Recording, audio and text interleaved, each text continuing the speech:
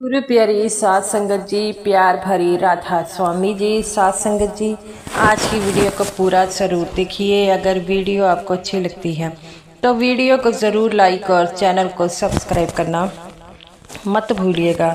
सात संगत जी, ये जो वीडियो है कल डेरा ब्यास में, जैसा कि आपको पता है, बाबा जी क्वेश्चन आंसर का प्रोग्राम करते हैं।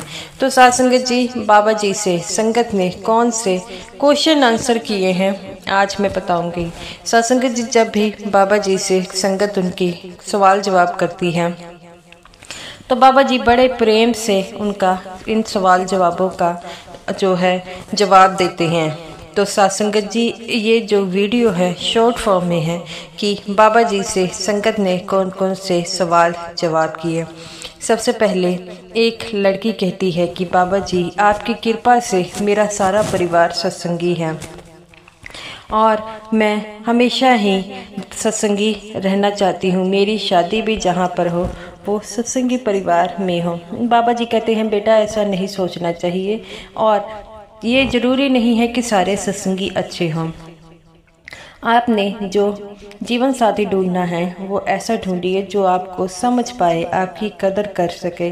क्योंकि अगर अच्छा जीवन साथी मिलेगा तो वह आके चारों की कदर करेगा तो आपको कभी भी वहाँ जाने से नहीं रोकेगा। अगर सत्संगी होकर भी आप दोनों के विचार ना मिले तो क्या फ़ायदा है, ऐसे तो आपकी बड़ी मुश्किल आएगी। तो वो कहती है, बाबा जी, शादी ज़िंदगी का सबसे बड़ा डिसीज़न होता है। तो बाबा जी कहते हैं, हाँ बेटा, क्योंकि इसके बाद हमारी पूरी ज़िंदगी डिपेंड हो। अगर दोनों में अच्छी बनी होती हो तो ज़िंदगी आसान हो जाती है, अगर नहीं बनती हो तो बड़ी मुश्किल हो जाती है। और भजन सिमरन, अगर वो अच्छा पति होगा तो आपको भजन सिमरन से कभी नहीं जो है डांट कर मना करेगा। तो वो कहती है, बाबा जी, आप अपनी कृपा मुझ पर बनाए रखें और मेरे परिवार पर। बाबा जी कहते हैं, बेटा, इन चक्रों में मत फंसा करो, हमेशा भजन सिमरन किया करो। जो भजन सिमरन करता है वो सच्चा परमात्मा हमेशा ही सब पर कृपा करता है। हमें तो उसके पाने में रहना चाहिए और ज़िंदगी में कोई किसी के लिए नहीं बदलता। आप अपने आप को खुश रखोगे तो दुख भी दूर हो जाओगे। अगर ये सोचते रहोगे कि हमारी ज़िंदगी में दुख है तो वो दुख ये ख़त्म नहीं होंगे। जब आप खुश रहना सीख जाओगे और सोच लोगे कि ये दुखों को मैंने खुशी में कैसे बदलना है, तो वह दुख जो है धीरे धीरे जो है आपके ख़त्म होना शुरू हो जाएंगे। और सुख दुख तो ज़िंदगी का हिस्सा होता है, हमें इनों से घबराना नहीं चाहिए और हमेशा ही खुश रहना सीखो। क्योंकि अगर आप खुश रहेंगे तो आप अच्छी तरह से भजन सिमरन कर रहेंगे। उस मालिक ने अगर ज़िंदगी दी है तो उसकी कदर करनी सीखो। और जो कुछ मालिक करता है वो आपकी भलाई के लिए करता है। आप हमेशा ही उस मालिक से शिकायतें करते रहते हैं, लेकिन मालिक ने जो भी कुछ करता है आपकी भलाई के लिए करता है। कुछ समय बाद आपको यह एहसास हो जाता है कि अगर आपकी ज़िंदगी के साथ ऐसा कुछ हो रहा है तो वह आपकी भलाई के लिए ही हो रहा है। वो कहती है, बाबा जी, आप सही कहते हैं। आगे एक आदमी कहता है और वह कहता है, सच्चे पातशाह, मैं आज धन्य हो गया, आपके सामने जो है मुझे खड़े होने का मौका मिला है। मैं कई बारी पर्ची निकालता था लेकिन मेरी निकली नहीं, लेकिन आज आपसे बात करने का मुझे मौका मिला है। तो बाबा जी कहते हैं कि हाँ जी बेटा। वो कहता है, बाबा जी, मैं आपसे ये पूछना चाहूँगा कि जब मैं भजन सिमरन करता हूँ तो करते करते मेरा शरीर जो है वह हिलने लग पड़ता है और मुझे बड़ी बेचैनी होने लग पड़ती है। ऐसा क्यों है? और पर मैं अपना भजन सिमरन टूटने नहीं देता। तो बाबा जी कहते हैं, बेटा, चिंता नहीं करनी है, भजन सिमरन पर ध्यान देना है। क्योंकि जब हम भजन सिमरन पर ध्यान देंगे तो वह धीरे धीरे जो है सही होना शुरू हो जाएगा। और ये जो शरीर हिलता है इसका माध्यम आपके शरीर तक ही है और भजन सिमरन में कोई रुकावट तो नहीं आती। वो कहता है सच्चे पातशाह नहीं। तो बाबा जी कहते हैं बेटा फिर घबराना नहीं है, भजन सिमरन पर ही ध्यान करें और हमेशा ही उस मालिक का शुक्रिया अदा करें। अगर उन्होंने हमारी ऐसी अवस्था बनाई है कि हम भजन सिमरन करने के लायक है तो हम बड़े भाग्यशाली हैं, क्योंकि उस मालिक की मर्जी के बिना पत्ता भी नहीं हिलता। अगर हम भजन सिमरन करेंगे तभी तो उस सच्चे परमात्मा को अपने तक जो है ला सकेंगे।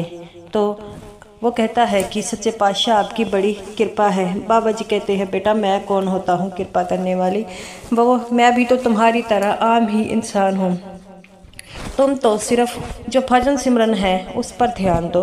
जब भजन सिमरन पर ध्यान दोगे तो खुद भी खुद तुम्हारा सब कुछ ठीक हो जाएगा और किसी बात की चिंता ना करनी है। वह सच्चा पातशाह जो है वो हमेशा हमारे साथ है और जिंदगी में कोई साथ दे ना दे लेकिन वह मालिक हमेशा साथ देता है। ज़िंदगी में कभी ना कभी सबके पास ऐसा वक्त आ जाता है कि जब हमें ये सोचने पर मजबूर होना पड़ता है कि ज़िंदगी में हमारा कोई नहीं है। वो सच्चा मालिक ही ऐसा है जो हमारे साथ देता है और वह हमें कभी भी अकेला नहीं छोड़ता। हम ही जो है उसे बिछोड़े दे देते हैं, वह हमें कभी बिछोड़ा नहीं देता। वो तो हमेशा पल पल हमें जो है याद रखता है, लेकिन हम ही उसकी रजा में नहीं रह पाते। हम जब सुख आते हैं तो उसका शुक्राना करते हैं, लेकिन जब दुख आते हैं तो हम ये भी कह देते हैं कि उसे ने दिया है, क्योंकि हम सुख दुख में हमेशा ही उस मालिक को याद रखो तो फिर कभी ज़िंदगी में सुख दुख आने नहीं पाते। तो वो कहता है सच्चे पातशाह आप सही कहते हैं। बाबा जी कहते हैं बेटा बस अपना भजन सिमरन पूरा रखो और दुनिया में जो कुछ होता है वो अच्छे के लिए ही होता है और ये बात जो है अमल में रखो। आगे एक लड़की कहती है कि बाबा जी हम आपकी कृपा से मैं एक सत्संगी परिवार से हूँ। तो बाबा जी कहते हैं बेटा ये बड़ी अच्छी बात है। वो कहती है कि बाबा जी फिर भी मेरे मन में अजीब सी बेचैनी होती है। बाबा जी कहते हैं बेटा कैसी बेचैनी? वो कहती है कि मुझे कई बार ऐसा एहसास होता है कि मेरे साथ गलत होने वाला है। तो बाबा जी कहते हैं इसका मतलब तुम तो जोशी निकली। तो सारी संगत हंसने लग पड़ती है। तो वो कहती है नहीं नहीं बाबा जी कहते हैं बेटा इसलिए ऐसा होता है क्योंकि हम सोचते हैं, अगर हम ज़्यादा सोचेंगे तो हमें उसी बात का जो है हमारे अंदर घूमती रहेगी। हमें ज़्यादा सोचना नहीं है, प्रैक्टिकल बनना है और हमेशा ही ये कोशिश करनी है कि कभी भी हम नेगेटिव थॉट ना अपने मन में रखें। जब हम नेगेटिव थॉट रखते हैं तभी हमारे साथ ऐसा होता है। अगर हम नेगेटिव थॉट अपने दिल दिमाग में ना रखें तो कभी भी ऐसा नहीं होता। तो वो कहती है कि सच्चे पातशाह आप हमेशा ही कृपा करें। तो बाबा जी कहते हैं बेटा अपना भजन सिमरन पूरा रखें। आगे एक लड़की कहती है कि बाबा जी जैसे कोई मर जाता है और उनका हमें जो है ख्याल आता है, उनके सपने आते हैं, वो किस लिए आते हैं? हम कई बार उन सपनों से ऐसे डर जाते हैं कि हमें समझ में नहीं लगता कि क्या हो रहा है। तो बाबा जी कहते हैं बेटा जो आदमी या औरत ने शरीर त्याग दिया है वह उस दुनिया से चले गए हैं और उन्हों को अगला जो है जन्म मिल जाता है या मिलने वाला होता है। तो उनको तो इस बात की सोची नहीं रहती कि पिछले जन्म में हम क्या थे, हमने क्या किया है। तो वह हमारे ख्वाबों में कैसे आ सकते हैं? ये तो हमारा मन ही है जो इधर उधर भटकता है, उनके बारे में सोचता है, जिसके कारण हमें जो है उनके स्वप्न आने शुरू हो जाते हैं और कुछ नहीं। जो सपनों का लिंक हमारे दिमाग से होता है, जैसा हम सोचते हैं फिर वैसा ही होना शुरू हो जाता है। और बेटा कुछ बात नहीं होती, हम तो नाजायज़ ही चिंता लगाकर बैठ जाते हैं। वो कहते हैं बाबा जी आप तो हमेशा ही जो है हमारे साथ रहते हैं। हमें किसी भी मुश्किल में हो तो आपका नाम ले तो वह मुश्किलें हल हो जाती है। तो बाबा जी कहते हैं बेटा ये मुश्किलें भी हमारी ही लाई हुई हैं। जब हम अच्छे कर्म करते हैं तो हमें जो है अच्छा फल मिलता है, अगर हम बुरे कर्म करते हैं तो हमें बुरा फल मिलता है। इसी कारण हमें अपने कर्मों से डरना चाहिए, कभी किसी को गलत नहीं बोलना चाहिए, कभी किसी के साथ गलत व्यवहार नहीं करना चाहिए। अगर हम ऐसा करेंगे तो हमारे साथ भी ऐसा बुरा होने के लिए तैयार होना चाहिए और हमेशा ही उस मालिक का शुक्राना करना चाहिए, क्योंकि जो मालिक की रज़ा में रहते हैं मालिक भी हमेशा उनके साथ रहते हैं। और इस बात की चिंता आप मत लगाइए, जो होगा अच्छे के लिए ही होगा। आगे एक लड़का उठता है और कहता है कि बाबा जी मैंने 2 बार नामदान लेने के लिए जो है पर्ची ली है, लेकिन 2 बार ही मुझे पर्ची से निकाल दिया गया है, ऐसा क्यों?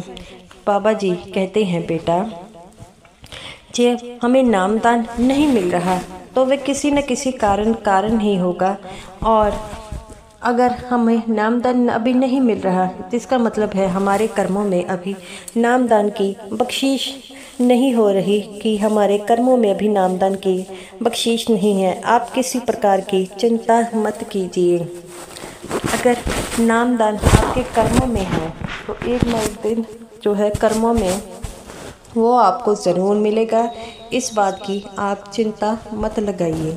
वो कहता है कि बाबा जी मेरे मन में पड़ा है कि मैं नामदान लूं, लेकिन मैं हर बार जो है रह जाता हूं। बाबा जी कहते हैं बेटा कोशिश करते रहना चाहिए, कभी भी कोशिश से जो है पीछे नहीं हटना।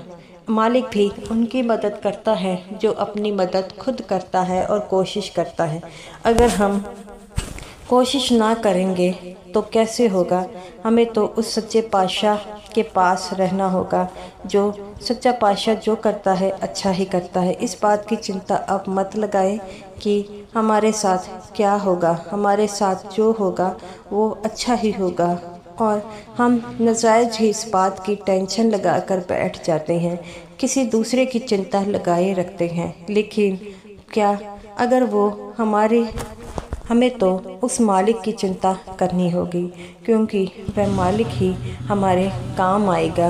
और जब इस दुनिया से हम जाएंगे तो हमारे साथ कुछ नहीं जाएगा तो वह आग की नाम की कमाई ही जाएगी और हमारे साथ कुछ नहीं जाएगा।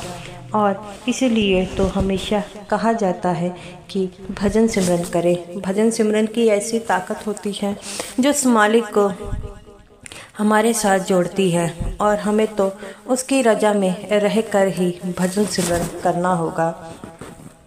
और हम इंसान कमज़ोर है, वह उस मालिक से रिश्ता निभा नहीं सकता।